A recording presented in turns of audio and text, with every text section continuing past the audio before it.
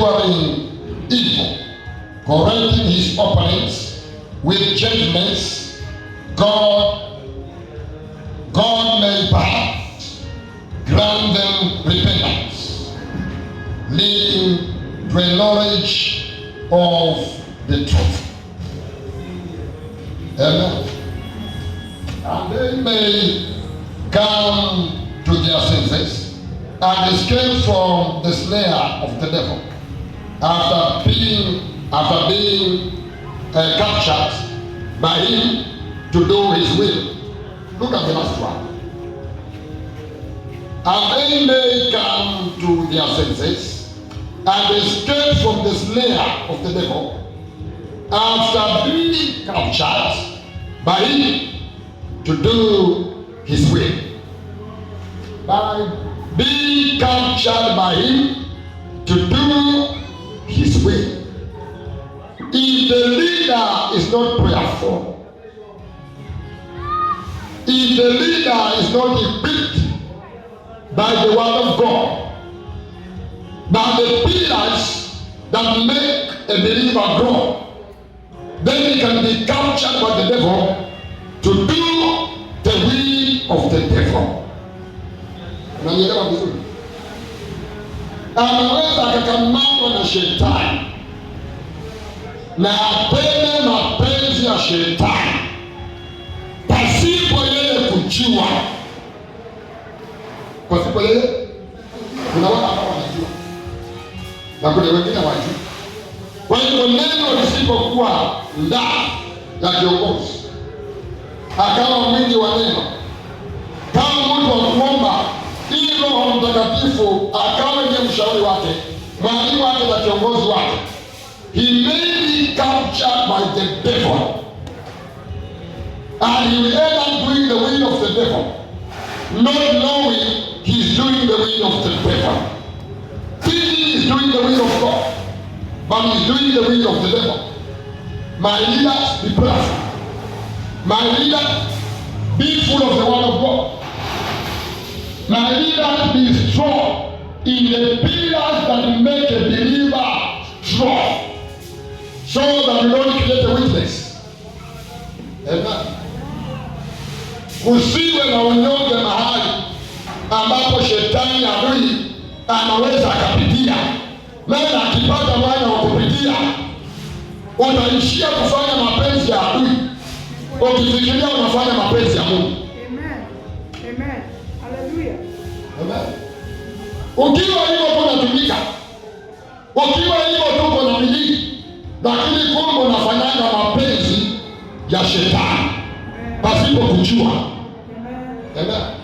Ukiwa na mikakati yako kwamba wewe ukisema umesema, na kumbe si Roho wa Mungu ambaye anakuongoza, si Roho wa Mungu ambaye anakushauri. Amen.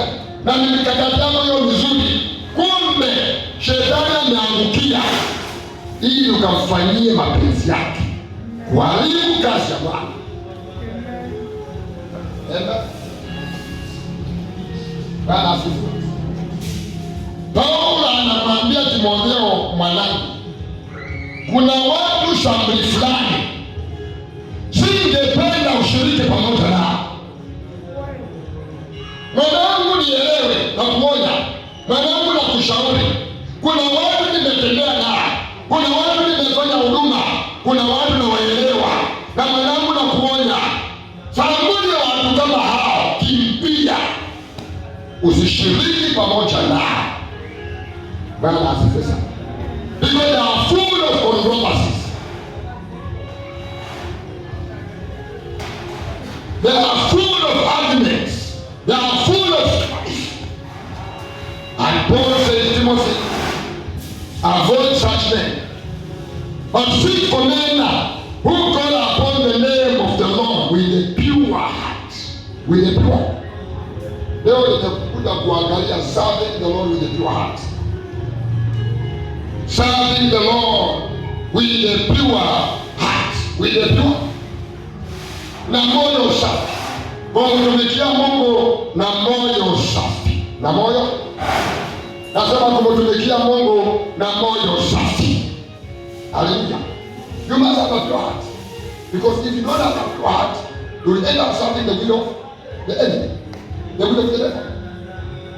Bwana asifiwe sana. Because those who are pure in heart, they will see God. And those who are not pure in heart, they will not see God. And if they don't see God, they will see something else. Pure moyo safi, moyo safi. Mwimbaji akaimba akasema, niumbie moyo safi, moyo niumbie moyo safi. Bwana asifiwe. What does God look for before he appoints somebody to be a leader? Mungu anaangalia nini ndipo achague mtu kwamba huyu atakuwa kiongozi, kwamba huyu atakuwa mtumishi wangu, kwamba huyu atakuwa mjumbe wangu, kwamba huyu nitamtumia? Bwana anaangalia nini? Kila ambacho Mungu anaangalia si kila ambacho mwanadamu anaangalia. Bwana asifiwe. Mungu maana si wote ambao wanaweza kuwa viongozi, si wote ambao wanaweza kuwa mitume, si wote ambao wanaweza kuwa nabii, si wote ambao watakuwa walimu, si wote ambao watakuwa wachungaji, si wote ambao watakuwa wainjilisti. Mungu huangalia nini ndipo akachagua mtu na akaelekeza hazina yake ndani ya maisha ya huyo mtu. Mungu angalia nini?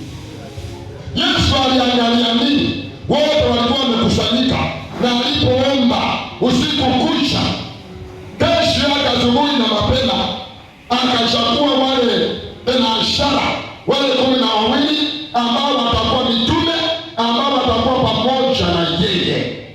Alichagua 12 miongoni mwa wengi baada ya kuomba na kukesha, baada ya kufunuliwa na Mungu kwamba wale 12 ndio hawa ambao nimekupa. Hao ndio ambao watakuwa pamoja na wewe mahali popote ambapo unaenda. Mambo yakiharibika, watakuwa pamoja na wewe. Mambo yakiwa mazuri, watakuwa pamoja na wewe. Ukiwatuma watasikia, wataitikia. Ukiwapa kazi ya kufanya, watasikia, wataitikia. 12 of them with a pure heart. With what? Na moyo safi. Mungu anaangalia nini? What does God look for? Mungu anaangalia nini? Na akasema huyu nimpatie kipawa cha uimbaji. Mungu anaangalia nini? Na anasema kwamba huyu nimpatie kipawa cha hekima. Mungu anaangalia nini? Anasema kwamba this one now will be a miracle worker. This one will be an evangelist. This one will be a teacher of the word. Anaangalia nini? Anaangalia moyo. Bwana asifiwe. Anaangalia nini? Anaangalia moyo. Na mimi nimetafakari muda mrefu, mbona Mungu aangalie moyo ili hali yeye ndiye anayeumba wanadamu? Kwani anaumba wanadamu na mioyo tofauti tofauti, yaani kuangalia mioyo ya wanadamu kwamba huyu anafaa na huyu hafai. Amen. Go upstairs. Hii mioyo ya wanadamu mbona iko tofauti tofauti? Hata wale ambao tumeokoka. Amen. Wale ambao tumejazwa na Roho Mtakatifu, mioyo yetu iko tofauti. Leta mitume wote hapa, utaona wako tofauti. Leta walimu wa neno wamejaa neno, wamejaa neema, lakini utakuta kwamba mioyo yao ni tofauti. Pale wachungaji ndio mioyo yao tofauti. Pale maaskofu, haleluya, wakiwa na kola hivyo, wakiwa wameshirika hivyo, lakini ukiangalia mioyo mmoja kwa mwingine, kwa mwingine, kwa mwingine, kwa mwingine, wako tofauti. Mungu huangalia kwa. Nasema Mungu huangalia moyo. Bwana asifiwe. Mungu anaangalia moyo. Ukawe na moyo safi. Ukawe na moyo safi. Nasema ukawe na moyo safi. Akaangalia watu wanatoa, watu wanatoa, watu wanatoa. Yosefu aliamua ataketi mahali angalie vile ambavyo sadaka inatolewa. Wakatoa, wakatoa, wakatoa, wakatoa. wengine wanacheka, wengine wanafurahia kule kutoa. Mama mmoja mjane anakuja polepole na akatupa kitu ambacho akieleweki, kama ni pesa, kama ni sadaka, kama ni nini, kama kuna mchezo, kama sijui ni nini. Yesu akaita wanafunzi akasema, njooni hapa. Katika hao watu wote sadaka ambazo zimeanguka hapa ni nyingi sana. Wanafunzi wakasema, na nipe. Leo watu wametoa. Kile Yesu akawaambia, yule ambaye ametoa zaidi ni hiki kitu ya kifanani na sadaka. Maana ametoa moyo wake wote, hakuwa na chingine. Alifungua leso yake na akatoa. Alifungua kila ambacho alikuwa amefungia na akatoa. Hana chochote nyumbani. Lakini hao wengine wote wametoa out of their own abundance. Tunaona ile inakuwa ngumu. Moyo. Nini? Moyo.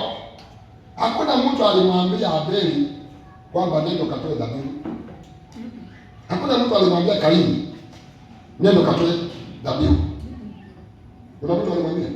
Mungu hakumwambia. Hao wenyewe. Amen. Waliamua kumtolea Mungu dhabihu. Abeli akaamua, Kaini akaamua, because that's the nature of man. Worship. What? The nature of man is to worship. Whether it's worshiping what he knows or what he does not know. That's the nature of man. He can worship what he does not know. He can worship an idol. He can worship the true God. The nature of man. Lakini walipotoa dhabihu ya Abeli ikakubalika, lakini ya Kaini ikakataliwa. Kwa nini? Kwa sababu Mungu aliangalia moyo wa Abeli na akaangalia moyo wa Kaini na akaona moyo wa Kaini anakataa. Moyo wa Abeli uko safi, ameitolea na moyo safi. Kwa hiyo dhabihu yake ni manukato mazuri yanayopendeza mbele zake. Lakini Kaini hajalitolea dhabihu na moyo safi. Amen. That was the difference. Haikuwa katika wingi, kwamba huyu ametoa nyingi, huyu ametoa kidogo, ama aliangalia moyo na akaona Abeli moyo wake ni safi, lakini Kaini moyo wake si safi. Asalida, moyo wako kawe safi. Unamtumikia Mungu aje? Bwana asifiwe. Unapofika unapoambiwa kwamba kesho wewe ndiye ambaye utafanya jambo fulani, ama wiki hii wewe ndiye ambaye utafanya kazi fulani, do you do it with a pure heart or you do it grudgingly? For God has a cheerful giver. I say God has a cheerful giver. Bwana asifiwe. Moyo nini? Moyo safi. Moyo tumika na moyo safi mahali ambapo Mungu amekuita. Kama ni kuimba, imba tu na moyo safi. Kama ni ashari, na moyo safi. Kama ni kuhubiri, moyo safi. Kama ni uinjilisti, moyo safi. Kama ni kutoa, toa na moyo safi. Maana hiyo ndio dhabihu ambayo inampendeza Bwana. Serving the Lord with a pure heart. Serving the Lord with a pure heart. Bwana asifiwe.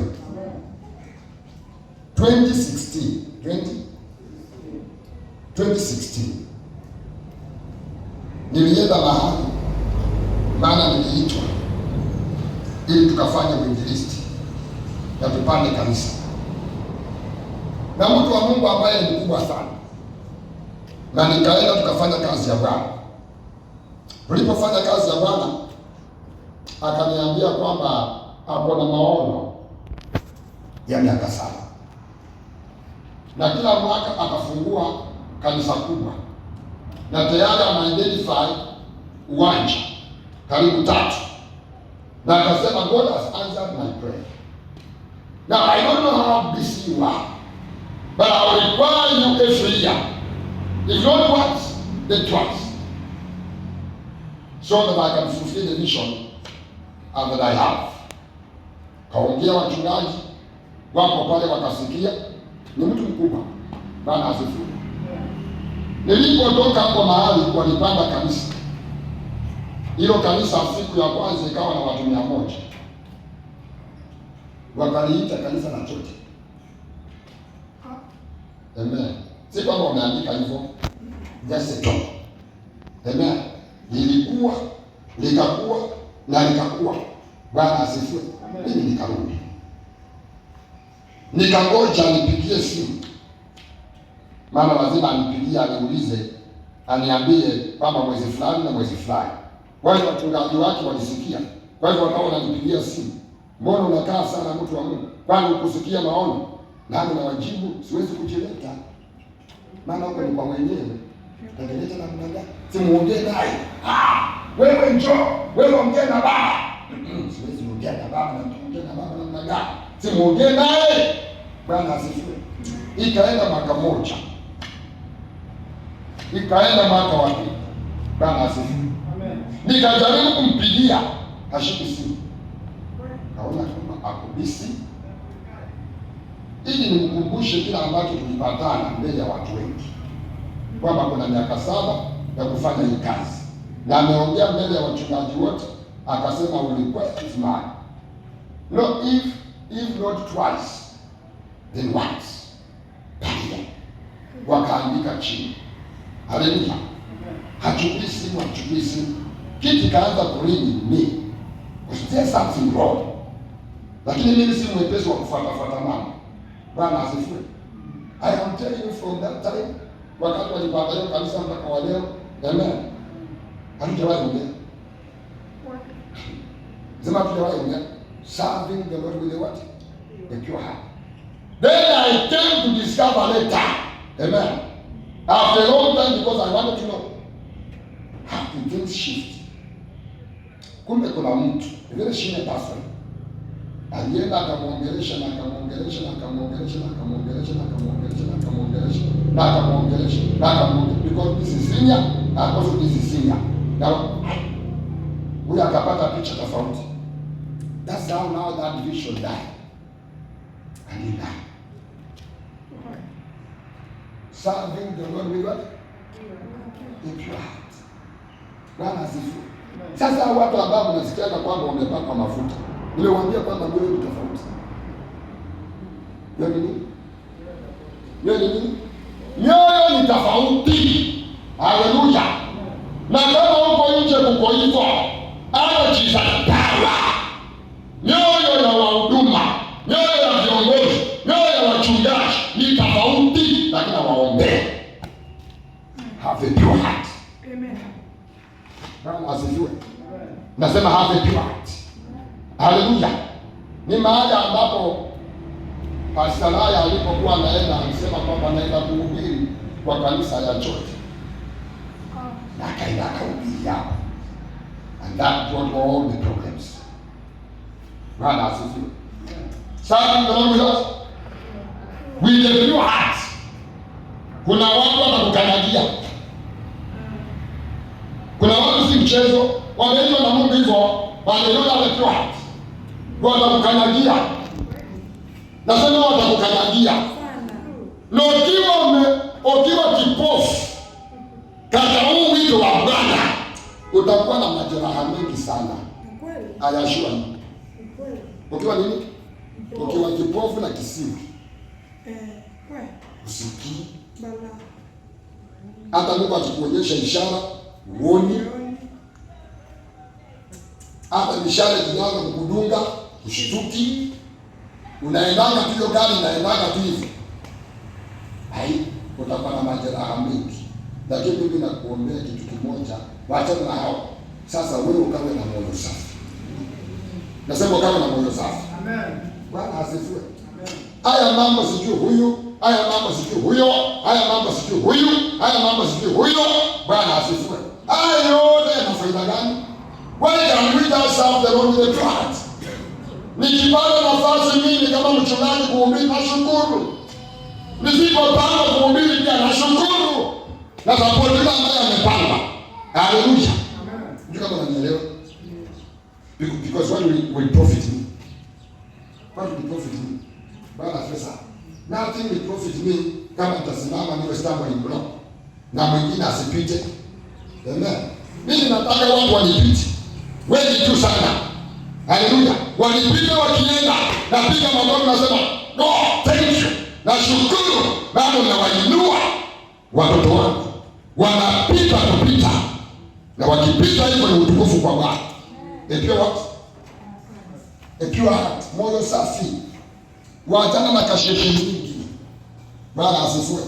Waachana na vimaneno na vistori. Achana nazo havikusaidii. Just serve the Lord with your heart. Amen. Serve the Lord with what? Jesus power liwaambia kwamba tuliondoa siri. Amen. Tuliondoa malango ya shaba. Tuliondoa malango ya chuma. Ni mahali ambapo tunakuza viongozi. Ni mahali ambapo tunakuza watendaji. But they must have a pure heart. Moyo safi. Sema moyo safi. Sema moyo safi. Mungu anaangalia nini? Anaangalia moyo safi. Mungu anaangalia nini? Anaangalia moyo safi. Moyo. Nasema Mungu anaangalia moyo safi. What God looks for in a man is the right spirit. Is the right heart of doing the will of God. Every leader has a certain cloud on him or her. Either to make things happen or some things not to happen, as I told you. Or make some things easier or make some things difficult. You must come to every leader has a cloud on him or her. Either to make things happen or to make things not to happen. That's why leaders are very, very important. Either to make things easier or to make things more difficult. Kila kiongozi ako na wingu juu yake. Sasa inategemea hii wingu imelalia upande gani. Amen. Akiwa ukufunga mama atafunga. Akiwa ukufungua mama atafungua. Akiwa wakusimama kwa mlango hakuna atakayepita. Every leader has a cloud to make things happen or to make things not happen. To make things easier or to make things more difficult. Bwana asifiwe. A leader is very important. Exodus 1:8. Inasema there arose a king who did not know Joseph. Who did not know? Joseph. And he said, if we allow these people to continue multiplying the way they are multiplying, they might come up and cooperate with the enemy, and we shall be ashamed. Maana vile ambavyo wanazaana, vile ambavyo wanakuwa, kama kutakuwa na vita na waungane na adui, Misri tumeangamia. Kwa hivyo kuanzia leo naweka mikakati, na akaanza kuweka mikakati mibaya ya kuua, ya kuangamiza, ili uzao wa Israeli usiongezeke. Kwa nini? Kwa sababu ni mfalme ambaye hakumjua Yusufu, hakuelewa wema ambao Yusufu alitendea Misri, hakuelewa kila ambacho Yusufu alitendea wana wa Misri. Akasema haitawezekana. Hawa watu walitoka wapi? Sitaki kusikia walifanya nini. Msiniambie walitenda nini. Mimi mfalme, I don't know Joseph. And I also don't care what he did for Egypt. What I care is I am on the throne. And what I execute, it must happen. Amen. Waliumia. Walifanya nini? Kiongozi ambaye haelewi Jesus power tunaenda wapi? Samani kama hii sasa Farao. Baba asifiwe. Samani nini? Haelewi tunaenda wapi? Haelewi tumetoka wapi? Haelewi Mungu amesema nini? Haelewi. Huyu alikuwa haelewi Yusufu ni nani. Na asiambiwe Yusufu ni nani. Na asiambiwe Yusufu alitenda nini? Anasema hapa ni Misri. Na mimi ni Farao. I don't know Farao na mangapi huyu. Amen. And you know the story. You know? Leaders are very key. Bwana afisa. Unaweza weka kiongozi mahali ambapo haelewi chochote. Ni kiongozi lakini haelewi chochote. My friend, unaenda kuzama. Amen. Haelewi anything. Kwa hiyo kwa sababu haelewi anything, atafanya anything. Kila atafikiria atafanya. Kila atawaza atafanya. Kila akili tamwambia atashika na nguvu zote. Na mwishowe mtachukuta mko mbaya. Mnatumbukia. Leaders are very key. May the Lord give us leaders in Jesus' power. I say, may the Lord give us leaders in Jesus' power. Bwana asifiwe. Hiyo ndio sababu Mungu huwa anaruhusu kitu kinaitwa mwanzo mdogo. Mwanzo mdogo. Ili watu waone mahali ambapo wametoka. Ili wakifika mahali ambapo Bwana amewaandalia, hawatasahau mahali ambapo wametoka. Amen. Bwana asifiwe. Wewe utasahau kwamba tuliweka floor, tukakaa karibu mwaka, hatujakamilisha floor, utasahau. Bwana asifiwe. Na nakuuliza utasahau. Hawezi kusahau. Utasahau kwamba viongozi wa Jesus Power tulikuwa saba. Tukiwa sasa tuko 1000 na utawahi sahau hiyo kweli? Utakuwa nakumbuka kuna wakati tulikuwa na saba. Amen. Ndio Mungu huwa anaruhusu mwanzo mdogo. Bwana asifiwe. Ili mnapopaa hamtasahau mahali ambapo mmetoka. Maana mwanadamu ako na shida moja. Akifika mahali ambapo Mungu amemwandalia, husahau mahali ambapo ametoka. Na akaanza kusahau kutoka. Na hata akamwacha na Mungu mwenyewe. A pure heart. Moyo safi. Sema moyo safi. Nasema sema moyo safi. Haleluya. Bwana akuumbie moyo safi. Nasema Bwana akuumbie moyo safi. Kuna bwana anaitwa Jona. Jona ni nabii wa Mungu mzuri sana. Ni mwinjilisti mzuri sana. Na anaelewa kufanya kazi yake. Lakini moyo wake akamwambia Mungu, siendi na sitaenda. Wajua huyu anaongea na Mungu. Huyu kiongozi anaongea na nani? Na Mungu ndiye kwamba huko umenituma siendi. Na nimeamua siendi. Angalia moyo. Na kwa sababu ya moyo wake, mahali ambapo alikuwa anatorokea, mahali ambapo alikuwa ameingia, watu wale ambao walikuwa na msalaba waliingia hasara kwa sababu ya mtu ambaye hana moyo safi na muumba wake vile ambavyo alimuita, atende vile ambavyo alimuita. Hao wengine hawajui kama Yona aliambiwa nini. Hao wako kwenye biashara. Haleluya. Lakini kuna mmoja wao ameingia hapo ndani na amezama hapo ndani, analala usingizi. Na Mungu anatafuta huyu jamaa mmoja ambaye moyo wake hauko safi. Na lazima aende. Lazima moyo wake ubadilike. Lazima aende. Na kwa sababu ya hiyo hasara ikaingia. Viongozi ambao hawako na moyo safi watasababisha ukawe na hasara mahali ambapo kuna kazi ya Mungu. Sema ishinde. Nasema hivi. Maana kama Mungu amesema tunaenda hivi, leo kiongozi anasema tunaenda hivi, tunaona hasara inakuja. Maana Mungu anafika mahali, Mungu huongea kwa ishara kama hasara. Hiyo ndio lugha ambayo Mungu huwa anaongea ili watu wasikie. Maana akiongea maneno saa nyingine watu hawasikii. Kwa hivyo anaachilia vitu kama hasara hiyo. Mnaona mambo hayaendi. Mbona mambo hayaendi? Maana kuna mwingine anaenda opposite na wengine wanaenda opposite. Kwa hivyo Mungu anasema hapa nitaongea. Nitafanya mambo yakawe magumu. Ili mjirudie na mjiulize, mbona mambo hayaendi? So that you discover where Jonah is. Bwana asifiwe. Wapendwa, mimi naomba tuende direction moja.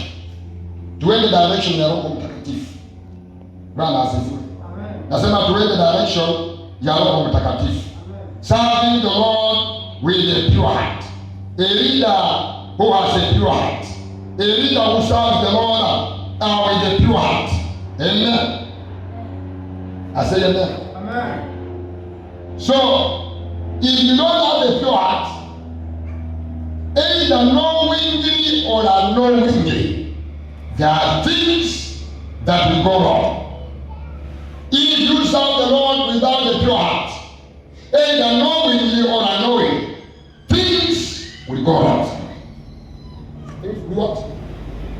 Because we don't have a pure heart. Bwana asifiwe. Ukinipatia niongoze maombi asubuhi na moyo wangu hauko kwa kuongoza maombi, nimeshaharibu hiyo ibada. Either knowingly or what? Unknowingly. Because I don't have a pure heart. Ukinipa microphone na mimi sitaki kuimba na unalazimisha niimbe, kwa hivyo unanisukuma niimbe, I don't have a pure heart, nitakoroga mambo. Kuimba nitaimba, lakini nitakoroga mambo. Bwana sasa nitakoroga hata mhubiri, because I don't have a pure heart. Lakini ukinipa microphone sijui kuimba, lakini niko na moyo tu mzuri, hata kama taokota nyimbo hiyo kuona yana anaingilia hapa. Maana moyo safi, moyo safi. Nikiwa siko na moyo safi na niko nimepangilio, nimeandika mahubiri yangu, nimeandika vizuri, si kweli series after series, lakini siko na moyo safi. Hiyo neno halitapenda, na mwingine hata achielewi, anaongea hili, anaruka huku, watu watabarikiwa. Kuliko yeye ana mipangilio lakini moyo wake si safi. Na kufundisha. Bwana asifiwe. Ukawe na nini? Ukawe na moyo safi. Ukawe na moyo. 1 Samuel 16 verse 6 to 9. 1 Samuel 16 verse 6 to 9. Bwana amemtuma Samuel nenda kwa nyumba ya Yese, nimejipatia kiongozi. Lakini akumwambia ni nani? Nenda ukamwambia mafuta. Nabii alipofika akaitana vijana wote wa Yese, na akaita mmoja, maana baraka aliangalia akasema, no doubt my valuable area appears to be the one. He looks like the one. He has the conditions. He needs a requirement. Na akamshika mkono akamleta kwa nabii. Nabii naye pia akaangalia vivyo hivyo vile ambavyo Yesu aliangalia kwa nchi, na hata akasema kwamba here comes the anointed of the Lord. Amen. Na akiima pende kumwagia mafuta, Bwana akamwambia, no, don't dare pour oil on that man. I have not accepted him. I have not chosen him. I have rejected him. Bwana asifiwe. Na akasema kwamba man looks for the outward appearance, but me, I look at the innermost being. I look at the heart. Kanaambia nabii, mimi naangalia moyo, nachagua mtu. Nyinyi wanadamu naangalia kile ambacho mwanadamu anaona, lakini mimi naangalia kile ambacho mwanadamu haoni. Nachagua mtu ili amtumikie. Bwana asifiwe. Kuna watu wengi wanasakuwa wanafaa, na huenda Mungu akasema hawatanifaa. Imagine. Na kuna mtu huenda hatafaa, na Mungu akasema huyo atanifaa, maana anaangalia moyo. Naomba kaangalie moyo. Naomba kachunguze moyo wako. Nasema naomba kachunguze moyo wako. Na Wasiana 1 Corinthians 3 verse 20. 1 Corinthians 3 verse 20 onwards. Bwana asifiwe. Paulo anaongea anasema, there's no any other foundation that the man can lay apart from Christ. Na anasema, I have laid a foundation which is Christ, and no other man can lay any other foundation apart from Christ. And now there are many who are building on the foundation that I have laid. Na anasema kwamba each man must be careful, must consider which kind of material he is going to use to build on the foundation. Amen. Anasema na mtu aangalie anajenga namna gani, aangalie anatumia material gani kujenga juu ya msingi huu ambao umewekwa na hakuna msingi mwingine. Haleluya. Akataja akasema kwamba some of them use gold, some of them use hay, some of them use grass, some of them use whatever, some of them use whatever. Na akamaliza akisema kwamba each man's work will be tested by fire. Hayo akasema kila mtu kazi yake itakuja kupimwa. Akasema kwamba na kila mtu aangalie vile ambavyo anajenga, kila mtu aangalie vile ambavyo anaimba kwa kwaya, kila mtu aangalie vile ambavyo anahubiri, kila mtu aangalie vile ambavyo anafanya asha, kila mtu aangalie vile ambavyo yeye ni kiongozi. Maana kazi ya kila mtu itakuja kupimwa na moto. Na nini? Sasa kama wajua unaweza kufanya very bad work. What? A very bad work but you don't have a pure heart. Yaani kazi kuonekana imeonekana, lakini moyo hakuna. Haujanielewa? Bana sisi. Hii ndio Paulo anaongea juu yake kwamba kazi zetu zitapimwa. Na zikisha kuteketea, anasema mtu kama huyo atakuwa kama mtu ambaye ameepuka tu moto, hana chochote, kila kitu kimechomeka. Anatokelezea mbele ya Bwana akiwa mtu mwenga peke yake, nyuma yake hakuna matendo, nyuma yake hakuna kazi. Ni wokovu tu ya kula. Bana sisi. Sijui kama inakusikitisha hiyo. Yaani unaweza kufanya kazi nyingi sana, kazi nyingi, lakini kama hakuna moyo pure, Mungu anaangalia pure heart. Kazi zako zitoka kiberiti. Yaani umejenga nyumba kubwa, lakini juu ni nyasi, na ukuta ni nini? Ni nyasi, na umeweka vyombo vya dhamana hapo ndani. Bwana asifiwe. Kazi yako ni nini? Ni rahisi. Nenda kuchukua kiberiti ya shilingi 5. Shilingi ngapi? Na nafanya tu. Within 5 minutes, nyumba ambayo ilikuwa kubwa, dash. Amen. Nini? Chifu. Wewe unakaa ukimakamata na shtuka hivyo. Bwana, that's why you must be very careful. As you serve the Lord, be careful. As you say yes to your God. Haleluya. Paulo akasema isije kama napeleka wengine na mimi nikifika nikaambiwa kwamba no sir, you did a good work but for you nothing is following you.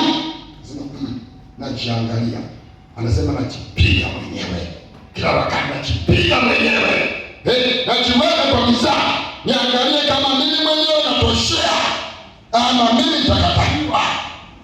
Amen. Nihubiri jasho likitoka vile ambavyo linatoka hivi. Bwana asifiwe sana. Na wakiita kupima kazi yangu, moyo wangu hauko safi. Nilikuwa na ajenda ya kuhubiri jasho likitoka. Na wakiweka moto unakataa kazi yako.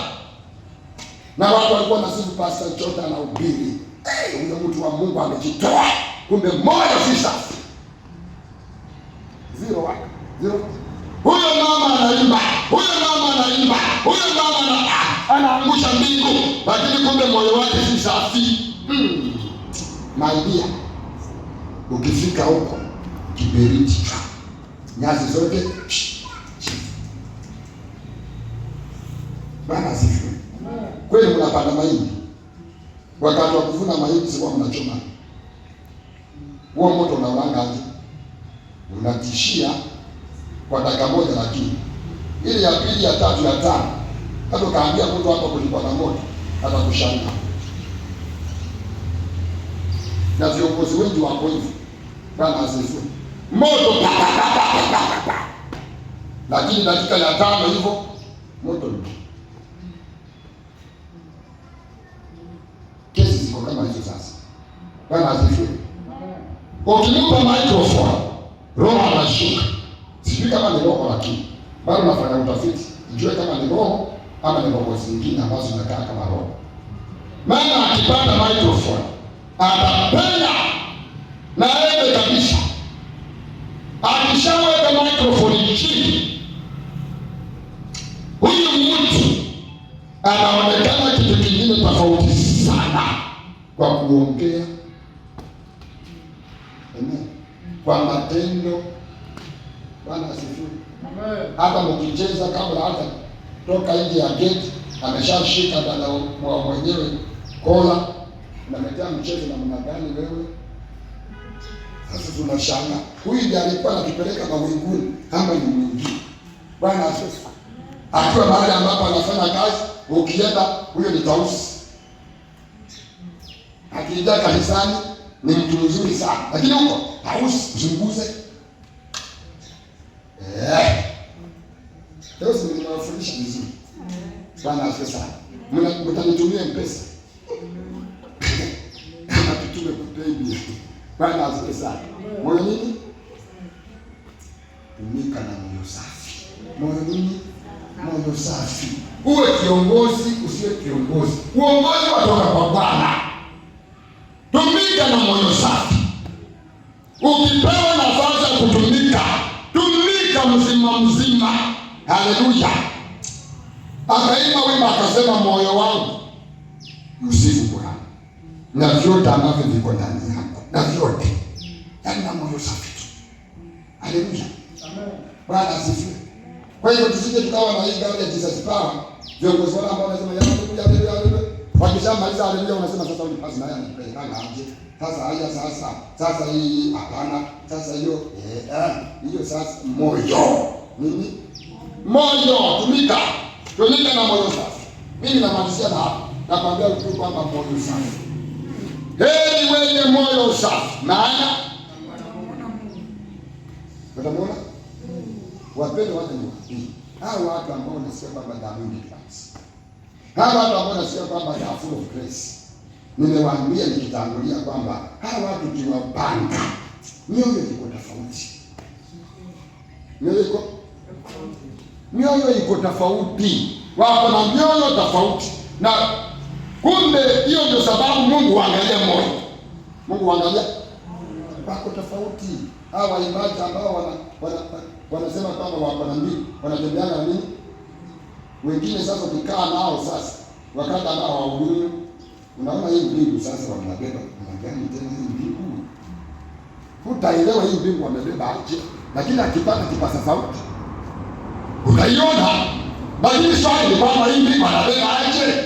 Kama ndio hivi, moyo safi, mahubiri wa nguvu, wala kosa bila mwenge. Lakini akishamaliza kuhubiri, akienda huko kwa hoteli, haleluya, ukisikia ripoti unashanga, is it the same man of God? Oh, they are two. Amen. Ndio tunasema tunaona kama inamwongea. Unauliza, is it the same man of God or they are two? Tenda juu, hasira juu.